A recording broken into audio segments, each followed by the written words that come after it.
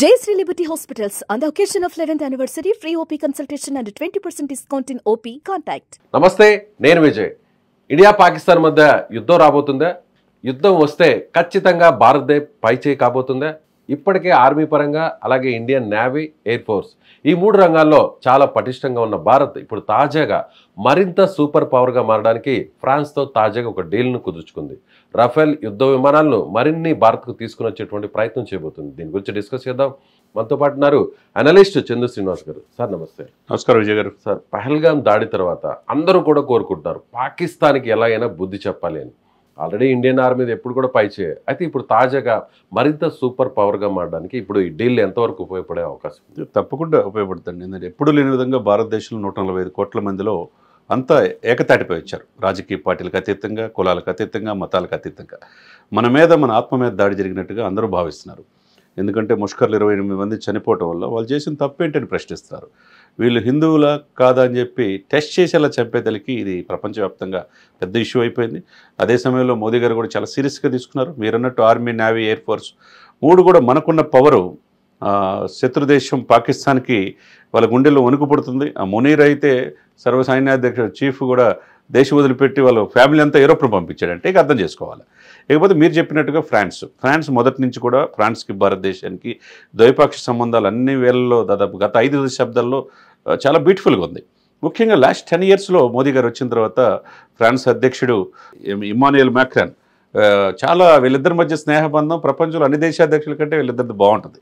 Immanuel Macron ఇండియాకి పిలవటం, ఫ్రాన్స్కి మోదీ గారిని పిలవటం, ఆ విధంగా ఏం కావాలన్నా 24 అవర్స్ మేమున్నామనే భరోసా ఫ్రాన్స్ నుంచి వచ్చింది. ఎప్పుడు లేని విధంగా అంటే ప్రపంచంలోనే అత్యంత ప్రమాదకరమైన ఎక్కడి నుంచైనా కానీ వీళ్ళ నేవీ బేస్లో వీళ్ళ రాఫెల్ యుద్ధ విమానాలు వెరీ పవర్ఫుల్ అనమాట. ఎక్కడి నుంచైనా వేటాడితే అటు అవతల వాళ్ళని, శత్రువుల్ని ధ్వంసం చేసే ఇది వీళ్ళకి రాఫెల్ యుద్ధ విమానాలకు ఉంది. దాదాపు 26 ఫైటర్ జెట్స్ని ఫ్రాన్స్ నుంచి కొనుగోలు చేయడానికి అగ్రిమెంట్ కూడా జరిగింది. 3 రోజుల క్రితమే సంఘీభావం తెలియజేసి ఏం కావాలన్నా ఇవ్వడానికి మేము సిద్ధమనేసి సాక్షాత్తు ఇమ్మాన్యుయల్ మ్యాక్రాన్ చెప్పాడు. దాంట్లో భాగంగా మనకు వచ్చిన సమాచారం ప్రకారం ఇది 63,000 కోట్లతో ఈ డీల్ అయిపోయింది.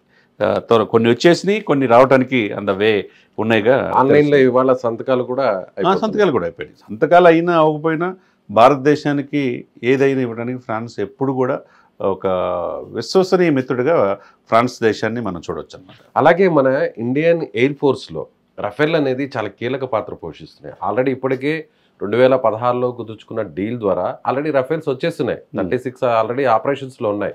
ఇప్పుడు 26 రావడం వల్ల కూడా సో ఒక రకంగా వరల్డ్లోనే బాగా సూపర్ పవర్గా మారే అవకాశం ఉందా ఇండియన్ ఎయిర్ ఫోర్స్?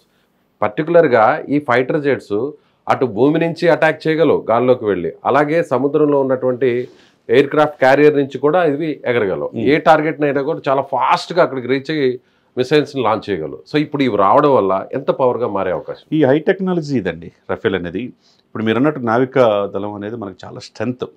దీంట్లో సరిహద్దుల్లో అరేబియా సముద్రం నుంచి మిగతా నావల్ బేస్ మొత్తం కూడా జల్లెడ పడుతున్నారు. ఎక్కడైనా శత్రు దుర్భేషంగా మన ఆయుధాలను తీసుకొస్తున్నారు. దీంతోపాటు ఇతర దేశాల నుంచి మీరు అన్నట్టు ఫ్రాన్స్ నుంచి తీసుకొచ్చే ఈ రాఫెల్ యుద్ధ విమానాలు అయితే అత్యంత ప్రమాదకరమని, అవతల శత్రువు ఎంత శక్తి అయినా కానీ దాన్ని లేపేసే ఇది శక్తి సామర్థ్యాలు ఫ్రాన్స్కి ఉన్నది. ఫ్రాన్స్ టెక్నాలజీ వీళ్ళకి కూడా తెలుసు. పాకిస్తాన్కి ఒక భయం రకంగా. ఇప్పుడు చైనా లాంటి దేశాలు, కొన్ని దేశాలు ఆయనకి సపోర్ట్ చేస్తూ ఉంటాయి, కానీ మిగతా దేశాలన్నీ కూడా అమెరికా కావచ్చు, స్నేహస్తం ఉంది, పక్కన రష్యా కావచ్చు, మిగతా సరిహద్దు దేశాలు అనేకం భారతదేశంతో ఈ యొక్క వాణిజ్య సంబంధాలు ఉన్నాయి.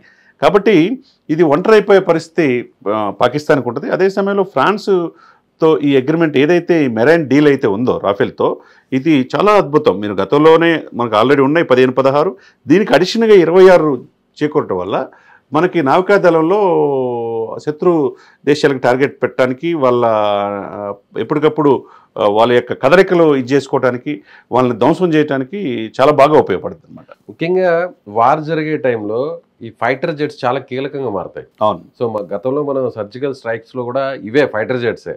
వాళ్ళు అలా కన్ను మూసి కన్ను తెరిచే లోపల అక్కడ పోయి అటాక్స్ చేసుకొని మళ్ళీ వెనక్కి వచ్చేసాయి మన ఫైటర్ జెట్స్. అవును. ఇప్పుడు ఈ రఫేల్స్ రావడం వల్ల పాకిస్తాన్ని ఒక రకంగా ఊపిరి తీసుకునే ప్రయత్నం చేయలేమనుకోవచ్చా?